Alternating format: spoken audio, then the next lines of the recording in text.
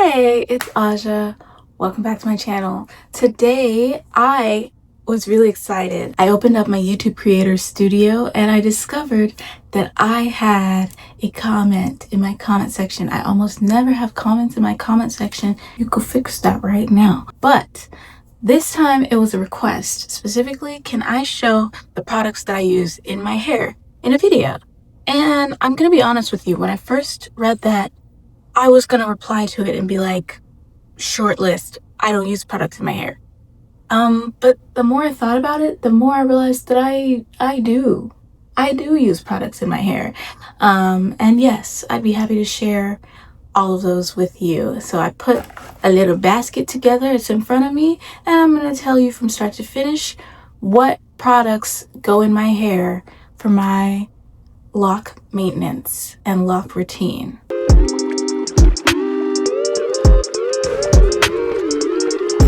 So the first product that I would say I probably use the most in my hair routine is gonna be shampoo.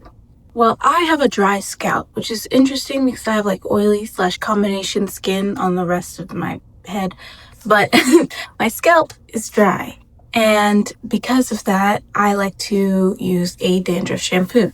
So Head and Shoulders shampoo. That's the first thing, the most commonly used product.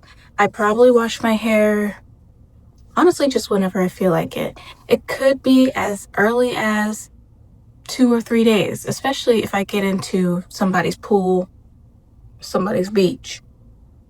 I gotta wash my hair. But on a regular schedule, you know, it's summertime, it's hot. In the winter time, it's chilly cold. I'm not washing my hair as much. Just whenever I feel like it, whenever it seems like a good idea to do so. And yeah, I use Head and Shoulders. You may also know that I sometimes color my hair. Believe it or not, this is not my natural color. I know it's crazy. But in the process of washing out whatever hair color products I put in, I do like to use a neutralizing shampoo. Is it necessary? Maybe not. I really don't know. But it makes me feel safer. I'm not sure if a neutralizing shampoo is actually necessary when it comes to hair color. Obviously, we know it's necessary when it comes to relaxers, the creamy crack. I don't use that no more. It's been decades. But I just feel better about using a neutralizing shampoo after I put my hair through hell. So that's what I use after I chemically alter my hair. And then, of course, we want to follow up any shampoo with conditioner. That's right, I use conditioner. I know a lot of people with locks do not. And especially if you're worried about slippage, I don't recommend it. But I'm not worried about slippage. My hair is dry and it's crackling. So I need conditioner. Personally, I'll use any conditioner. Whatever feels right at the time, whatever I can afford. Mane and tail smells funny, so not that. But I am used to just the regular any old conditioner. However, in some box dyes, they come with a conditioner, and I like to save those. So for example, the box dye I used to use, it was Cream of Nature. It comes with this intensive conditioning treatment, and I haven't used it all up yet. So this is the conditioner I'm on these days. I'm also a big fan of when you just have a little bit of a lot of things left over, I mix them all together.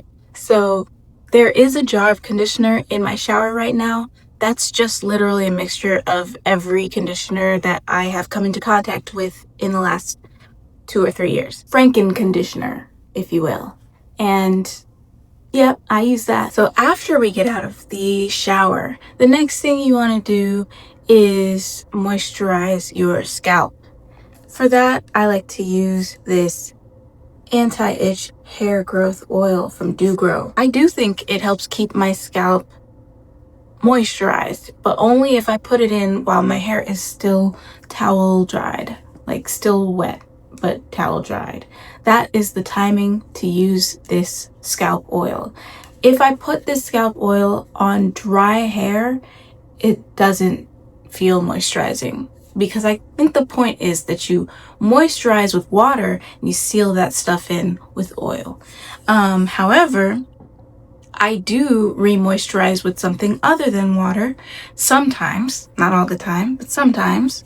So on days that I just feel like I'm not gonna wash my hair, but my hair just feels a little dry, a little crunchy, I like to moisturize with rose water mist. I will use literally any rose water mist so long as it says it's safe for face, skin, and hair, because I think that your face and your skin and your hair all need the same things, and anything that's bad for one of those is probably bad for all of those. I use it in abundance.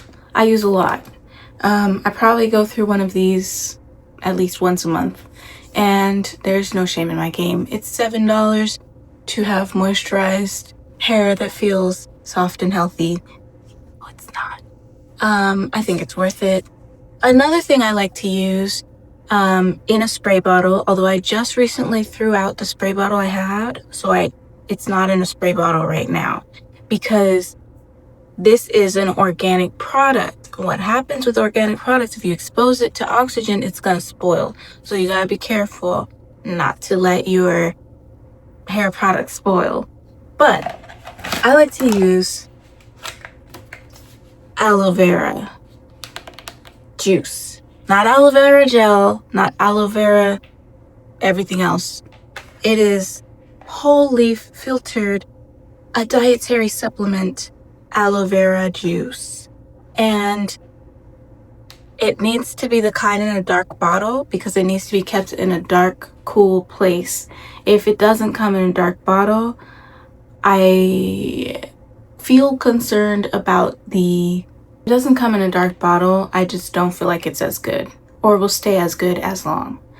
And I just spray this stuff in my hair just the same way I do with the rose water. It doesn't smell as good as the rose water, but it doesn't smell bad. It smells nice. It smells neutral. It doesn't smell like much of anything at all. It's like a light plant scent. And I like it. I do not use this product in the winter because once upon a time I went to see a loctician, even though I maintain my own locks, but you know, I get lazy sometimes, and if I had the money, I would not maintain my own locks.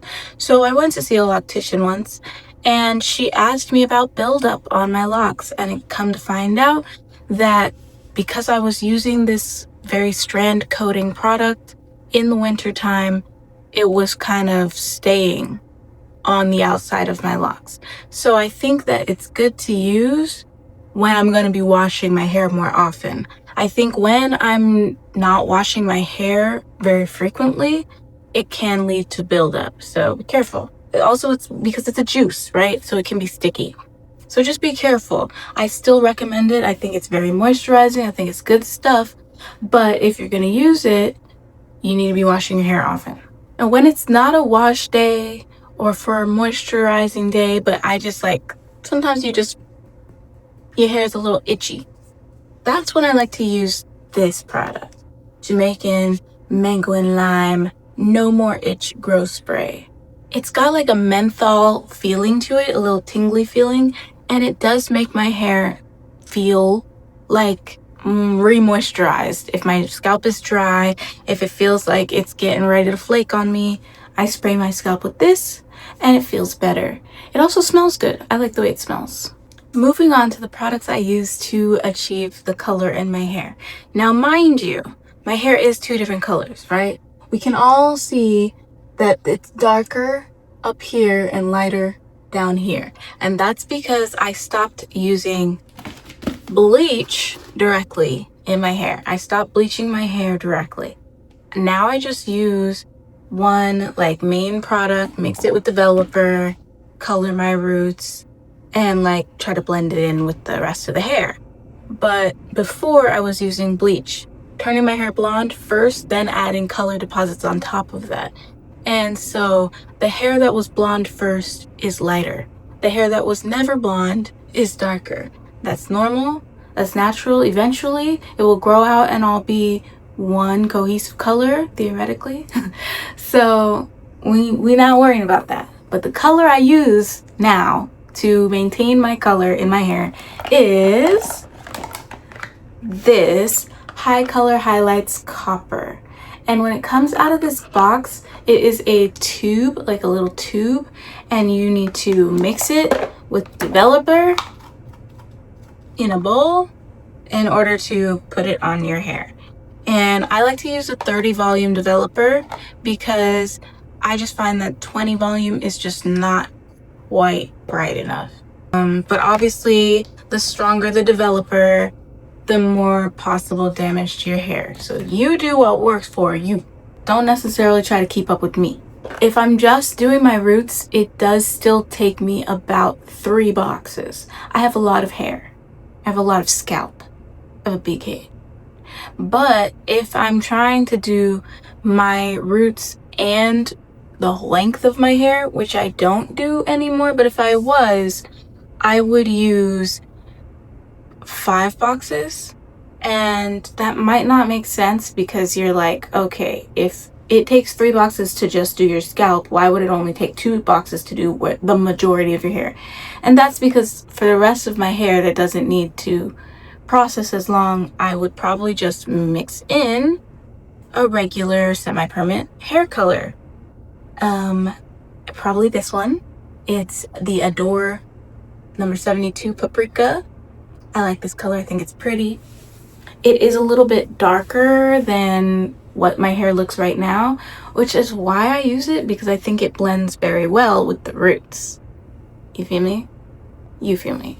And finally, let's get into some styling products, which I don't do a lot of styling, but if I did, there's 3 things that I would want.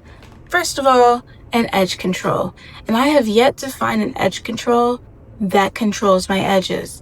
My edges, they revert very, very quickly. As soon as I get done swiping the brush around, them things start curling right back up.